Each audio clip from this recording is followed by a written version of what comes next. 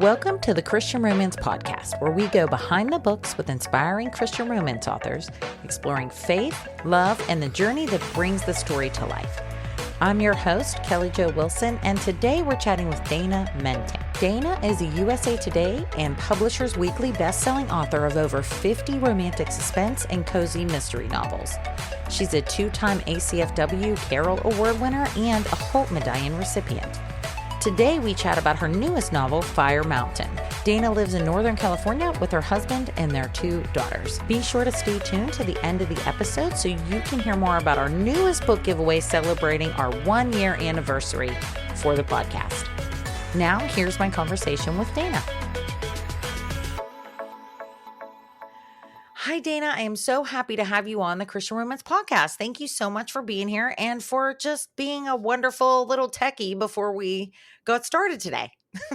Oh, my pleasure. It wouldn't be a good time if there wasn't some little glitch or something. So here we are. We're survived. Yes, we survived and Jesus is with us now and we are ready to chat and share your wonderful author story and this wonderful book with the listeners and the readers listening. So why don't you start with just letting our listeners know a little bit about you and about how you started your author journey, and then also we'll get more into the type of books you write.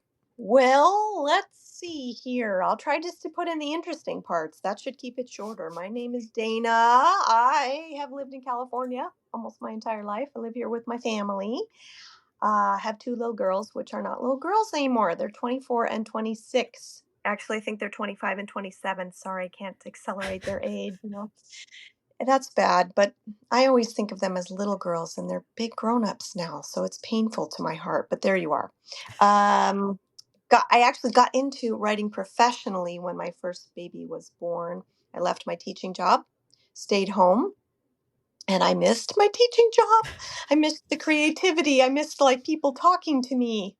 I missed the interaction. So also had some, to be perfectly honest, struggles with depression over that. And my husband said, Dana, go do something that you love or that you used to love.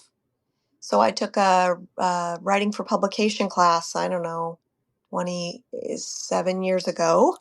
And what do you know? It worked. It stuck. And I began to write books, and God has blessed that amazingly. So I'm just sort of in awe when I look on my bookshelf and I think, wow, golly, God is good. Oh, absolutely. He certainly is. And I'm so sorry that you struggled with that. It is very tough I feel like it's tough being a new mom just in general, but then also just being home and not having that interaction. You feel like, I feel like we all have an innate nature to want to have a purpose, like have this like fulfill a purpose in our life and feel like what we're doing is really meaningful. Not that it's not meaningful. I mean, the most meaningful thing we can do is raise our children for sure. Mm-hmm. But I feel like you just need that relationship. You need those connections and stuff sometimes. So it is very tough. So I'm glad that you came out, on the other side of that. And my goodness, God bless your husband. Do something you love, Dana. He's great. He's always been my biggest fan. Bless his heart. I mean, he's not really a romantic suspense reader, but do you know how many books he's read? Oh. Just because I'm like, honey, you need to proofread this for me. So bless his heart. He's like, oh, golly, okay. So poor Lammy. He's more of a fantasy, a nonfiction kind of reader, and bless his heart. He's had to read a lot of romance novels. Oh my gosh. I love it. I love it. I love it. Well, you know what though? Maybe him not being like a romance, like he can give you some tips. Sometimes he does, and sometimes I don't like it, to be honest. Sometimes I'm like, look, I'm the author. I know. And he'll be, you asked me what I thought, Dana. Oh, that's great. That's great. I know. It's so funny because I'll ask my husband too. I'll be like, my first book is about to come out. So I'm like, are you going to read it? Are you going to read the whole thing? Because he's been in it like the whole time, like helping me, especially with the guy parts. I'm like, I don't know. What would a guy say with this? Or there's a little part about football game in my book. And I'm like, what would he be yelling at the refs about? Not that I don't know football. I love football, but I don't know like terms and stuff. You know what I mean? And he's like giving me all that or, brainstorming and stuff. Does your husband do that with you too? Does he help you brainstorm? Well, let me tell you what, Kelly.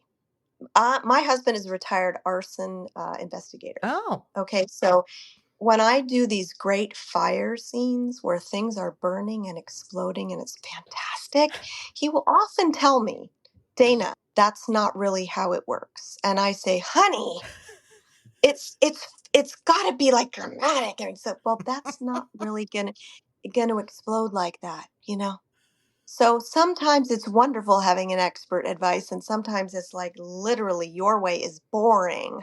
So there you go. that is so funny. Yes, you Yeah, gotta spice it up. That's all you're doing. You're taking the you real and you're do. spicing it up a little bit. Right. I remember he took a whole week-long class on rust as part of his fire investigation, and I just thought that was the most hilarious thing I'd ever heard. That you could take a class for a week about Oh my rust. gosh, girl, how long was this class? A day? It Yeah, was a week I long, don't all day? right, a full day, all day classes, yeah, and I was Oh, just like, man. I just laughed so hard about that you would be taking this very serious class about rust for an entire What did week. he learn? 2 what are 2 takeaways?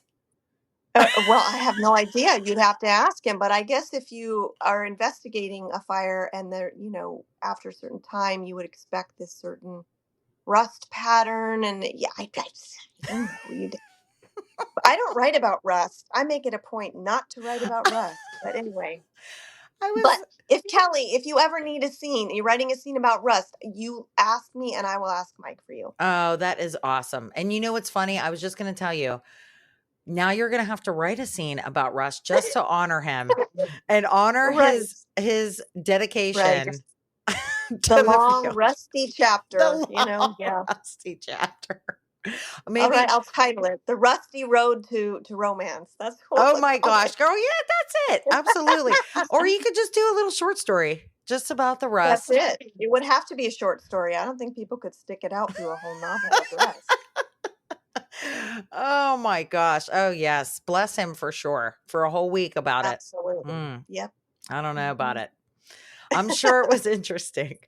Uh, No doubt. Yes, no doubt. oh, that's funny. That how cool is that though that he has that expertise and then you write these like suspense novels that are so especially this one, The Fire Mountain, that you can have such like direct research. Like he's like the expert living in your own home. That's amazing.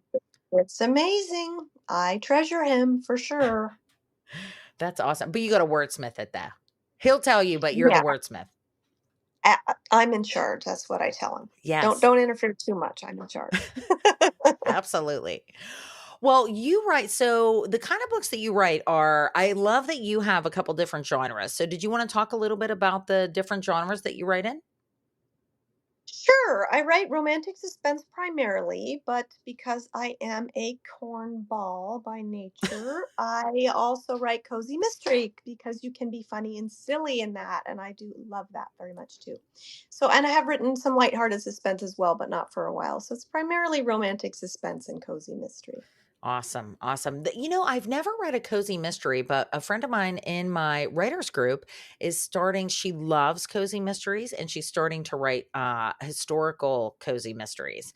Oh, fun, And fun. I gotta get into it, I feel like. So, would you have like, what book of yours would you recommend to start with first? Well, I wrote a whole series, which started with a book called Pint of No Return. And I think you'd enjoy that. Set in Oregon, it's an ice cream shop.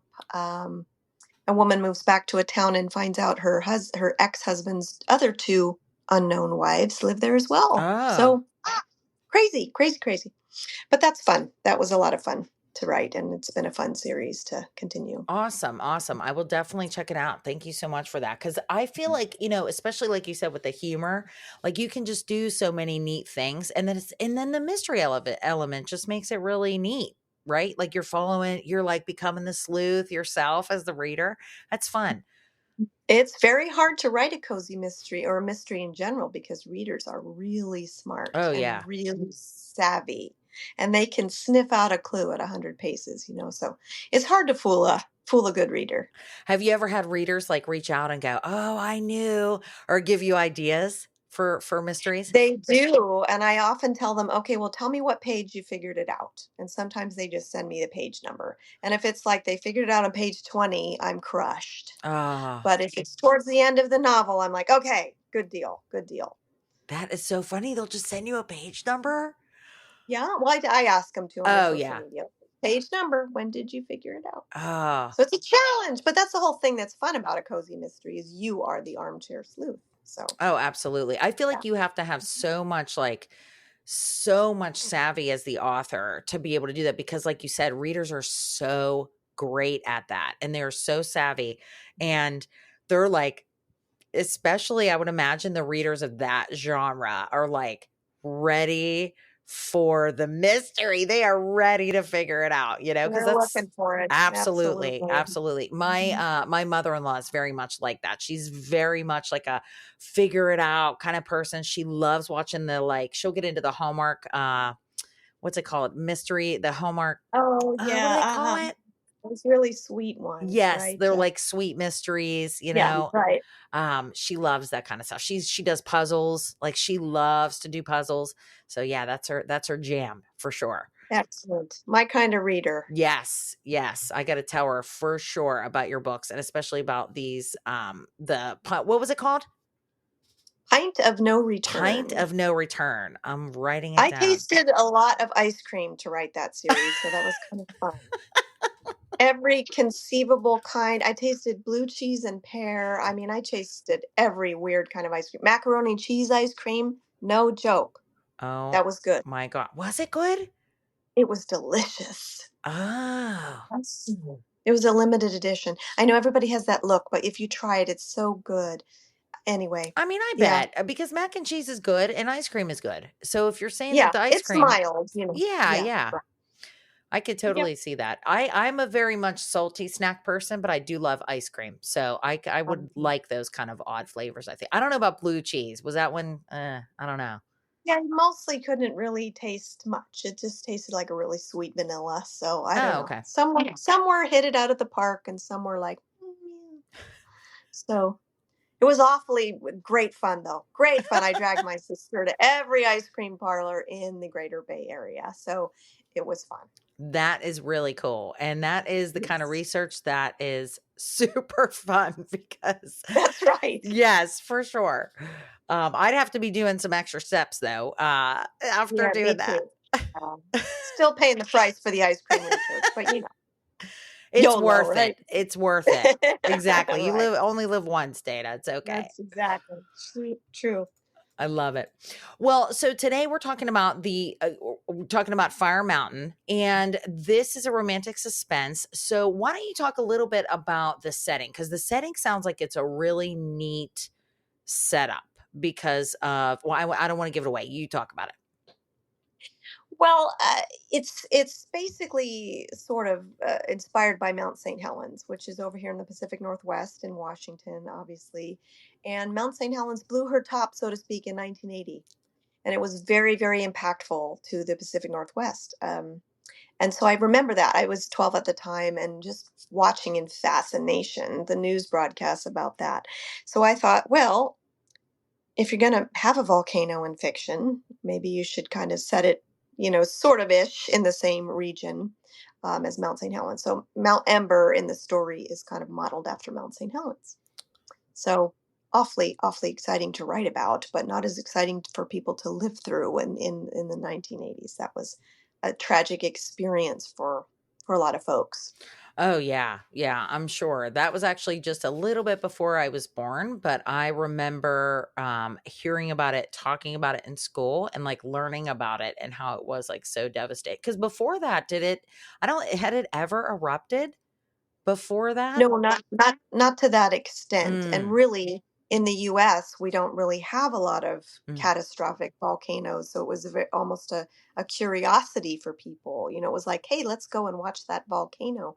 So it was a real lesson in, the destructive capabilities of a volcano. We've gotten much better about monitoring now, so we don't have that same level of surprise, I think. But it took people by surprise for sure. Oh yeah, absolutely. But I can already sense the danger in this story. The element of No, and the thing is there, if you're stuck in an eruption zone, most everybody else has left. mm, So there's not a whole lot of people that are going to come to your aid. So that was especially interesting and fun to write actually about what would it be like if you were there and there was an erupting volcano and no one was there to help you because everybody with good sense has already gone. oh man. Oh my goodness. I feel like Kit is going to be stuck here. So let's talk a Oh little bit dear. about Kit, the your heroine, Mhm. and then we'll talk about Cullen, who is the hero. Tell us a little bit about Kit. What happens to Kit? Yes. Well, she's a very independent young woman, and she owns her own truck, her rig, her big rig, and she is a long distance trucker. She's leaving because obviously, wouldn't you be leaving if the volcano was erupting? No problem. She loads up, she heads out, and then she has a terrible accident, and she wakes up and her rig is crushed. She's injured, and she does not remember why she's there or why she didn't leave as she had intended.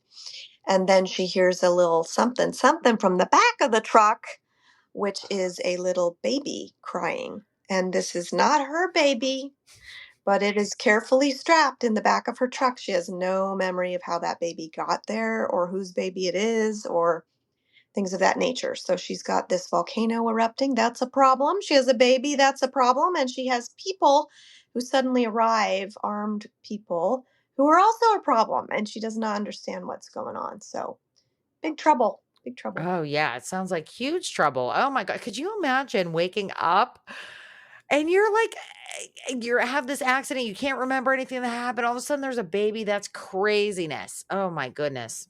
And the bad thing is, of course, she is not maternal. She's never had babies. She doesn't want babies. She had some sort of tragedy in her past. So she has zero skills. So that would be really scary, I think, to wake up with a baby that was very fragile and you better do something or it's not going to Oh survive. yeah. Yeah. Yeah, absolutely. Absolutely. So insert Cullen. What Ta-da! ta-da! Let's talk Well, you about got to him. have a hero. And Cullen is, it's interesting in the book. It's sort of a grumpy sunshine kind of trope sometimes, but I think he's more the sunshine. Even though he's an ex cop and he has a lot of baggage and whatever, he's a natural with babies. Hmm. And he happens to see her truck go off the road as he's leaving. So, of course, he dives right in there, and pretty soon, now he's got a woman and a baby and a crash truck and people shooting at them and a volcano. Yikes. What a Yikes. day. What a Yikes day. is right. Absolutely. Yikes is right. I do not want you to obviously share any spoilers, but what are they going to do, Dana? I can't. Oh my goodness. People are shooting It's at grim. them. I don't want to know because I want to know, but I don't want you to tell me. It's a moment by moment situation. I'll tell you that. And there's Yes. some other folks involved, other ways they find to sustain themselves. And there's a notable scene with Doritos, which, as it turns out, you can use as a fire starter. Oh, okay. Yeah, I had a lot of fun setting fire to Doritos, as I told a few folks. What I tell my fire marshal husband, "Hey, honey, go in the backyard, set a fire with the Doritos." He's like, "Okie dokie." Anyway, I was just going to yeah, ask you what your husband thought about that. About the Dorito he's fire. used to it. He's used to things of that nature. But he always has my back. So cell phone bucket at the ready just in case. But yeah, so they have to use a lot of cagey skills like that to survive. And between the two of them, they're gonna find a way. Awesome. It's awesome. I love it. I love Colin already. I feel like oh my goodness, he just has a duty now. I mean, like literally saving a woman and a child, or trying to, and then having people shooting at them. And of course, his, former police instincts are going to kick in and he's going to have to do so much. Oh my gosh. Oh, it sounds awesome. Well, you already kind of touched on the grumpy sunshine trope, and that was going to be my next question about some of the tropes that might be in there. It definitely sounds like forced proximity and then natural disaster. Can you think of any other Mhm. ones? There's a little bit of the amnesia thing in there, not too drastic, but there's that. And I just think of it as a wilderness survival Mm, story. I don't know as if that's a trope or not, as we talked about, but it's a trope in my book. yes, we're making it a So trope right yeah, now. that's the subject. It's a trope. And I guess women in danger, that kind of Mm. thing. Yeah. Yeah, Hmm. which is fun, and it is typical of the genre, but that's also good to know, because readers wanna know, like, okay, you know, but not always. I mean, romantic suspense, it's definitely suspenseful for sure, but, yeah, she's definitely in danger here, especially because she, like, forgets what happened, or she doesn't really know what happened for a little while, so she's, like, having to get all her bearings together. It's she's very vulnerable in that moment, I'm sure. Um but it sounds super fun. I love it. I absolutely love it. So what would you say about this story, like what would you want readers to kind of take away from the overall kind of theme of the story? Well, I think when you have everything external stripped away, all your help and all the things that you've achieved in your life, and it's just you, that you can have a real close encounter with you and God, Hmm. and you can find out who you really are. Not that I would ever want to have my experience that way, but I think that it allows people to take a look at what is really important and how do they view God and their relationship with the Lord. So I think that's an important part of the story. Oh yeah, for sure, for sure. And I could see how that could happen here, not knowing too many details about it, but I can totally see cuz sometimes you're just forced into situations where you really have to choose and it's like very high stakes and it shows you a lot about yourself. That makes Mhm. me think of Abraham like in the story of Abraham when God asked him to sacrifice his son and then took it, went up on the mountain and God knew he wasn't going to make him go through with it. But it taught Abraham like about his own faith, right? That he approved to Mhm. Abraham to prove to himself, like, wow, I really was going to do this for God. Like show how and then also how much he could reap the blessings and stuff. So it showed him about a lot about his own character, and also about his son's character, who was old enough to know what's going on. And sometimes I feel like God takes us through some things that we need to see the journey more than he does. Or get And the fact that Isaac was a gift of God to Abraham, Mhm. and even if he had taken Isaac, it was a gift from God, given by God through no effort of Abraham's at all. So I guess it's that whole thing about our children really aren't ours. Mm. They're just given to us by the Lord for as long as they are given to us to love. And they're his children, not our children. Even though it's hard to think of that as a mom. Oh, I I just know. I know, but it's Yeah. true. I mean, it's true. Absolutely, it's true. Mhm. Mhm. I remember on my other podcast, I used to have a podcast called the Eyewitness Podcast, and it talked about Hmm. I talk with so many wonderful women that about difficult situations in their lives and how they overcame that or how God met them in their hard place. And one of my guests, Jenny, she her both her boys were teenagers and her one boy passed away. They both got hit by a drunk driver after this like church event. And Oh. I remember that's very similar to something that she said on the show that she once like her oldest son, or her younger son, I believe it was, is the one who passed. And her oldest son was really close to passing as well. He didn't, he survived. But he had to have surgeries. So both her boys, and she just had a breakdown moment at home. And God spoke to her and said, "They are mine." And like Mhm. comforting her saying that I love them and they are mine, and then it just helped her so much with giving her peace to know that he loves them more than her. But yeah, I Mhm. remember her saying that, and it's always stuck with me. So such a good point, such a good point. God loves us. I saw a video too. I just saw a recent video of, I guess there was girls, they were like standing in a group and they were saying a prayer. It was at like a wedding shower and or a bridal shower. They were like, but the power went out and they had no idea like what to do about the power. And as they're praying, though, like one of the girls is filming, and as they're praying, she's like, God, if you can miraculously turn on the power, we don't know what's happening. And da da da. And then boom, the power comes back on. It was so funny. They were like, oh my gosh, I got it on video. And it was so cute. And then one of the comments of the video, it just got me, Dana. It was so cute. It was like, God's just a girl dad wanting to take care of his girls in that moment. Oh, It's just funny to how think. sweet. Isn't it funny to think of that? Like him just, he's our dad. You so bad. Absolutely. Yes. Well, speaking of, was there any Bible verse that was specifically tied to this story, or even a specific verse that really kind of guided you through those hard moments, especially like feeling depressed and going through the, shifting from being a stay-at-home mom and also starting a writing career? Was there any verse that encouraged you?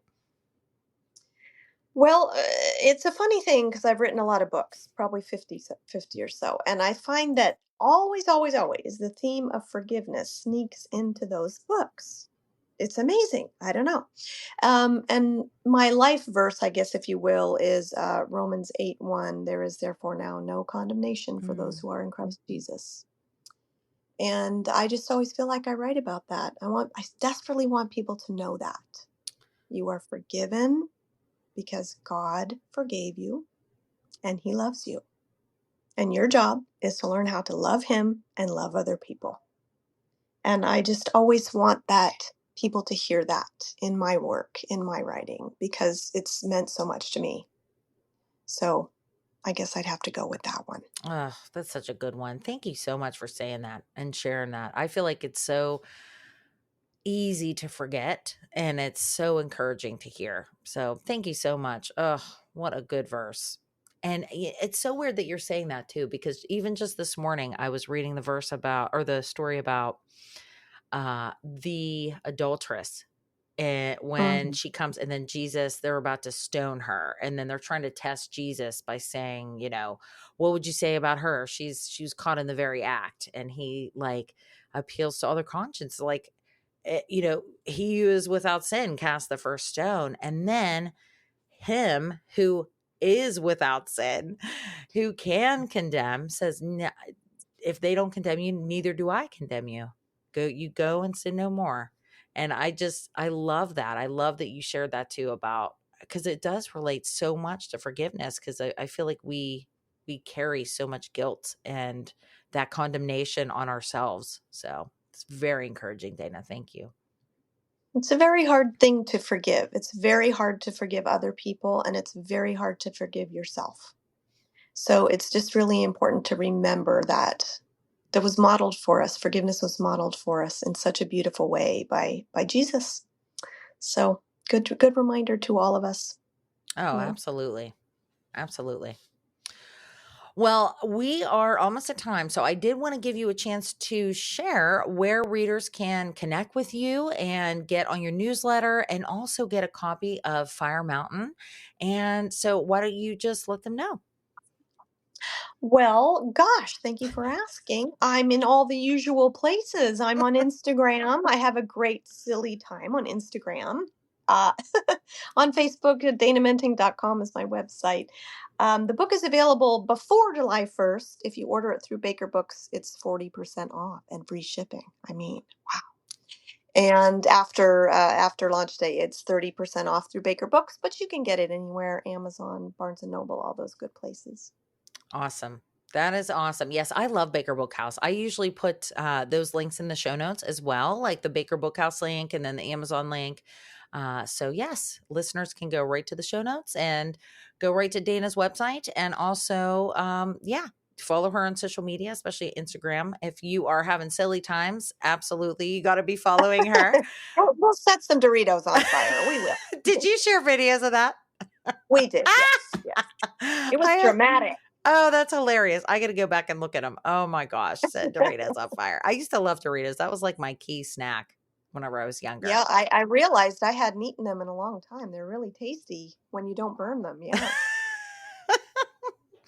I love it. I love it. Oh, Dana, you are super fun. I cannot wait for this wonderful book to hit all of the shelves. And I am just so happy to have this opportunity to chat with you today. Thank you so much. Was my pleasure. Absolutely my pleasure. If today's episode made you smile, don't forget to hit subscribe and tap the bell so you never miss a new release. We love blessing our listeners with heartfelt author conversations and, of course, plenty of great reads. And speaking of blessings, we're throwing a party. To celebrate one whole year of the podcast, we're hosting the Christian Romance Podcast Birthday Book Bash, a special giveaway featuring 12 incredible books. Because what's a birthday without gifts, right? But this is more than just a bundle of stories. It's a celebration of a year of faith, fiction, and friendship. These 12 books come from beloved author friends of the show who have shared not only their stories, but their hearts. Whether you're drawn to swoon-worthy contemporary romance, edge-of-your-seat romantic suspense, or sweeping historical love stories, this collection has something to bless every kind of reader. If you're listening in the future, no worries. You can always find our latest book giveaway on ChristianRomancePodcast.com. Thank you for being part of this beautiful first year. Here's to many more pages turned, episodes aired, and stories shared together. Thanks so much for listening, and until next time, keep your faith, share the love, and happy reading.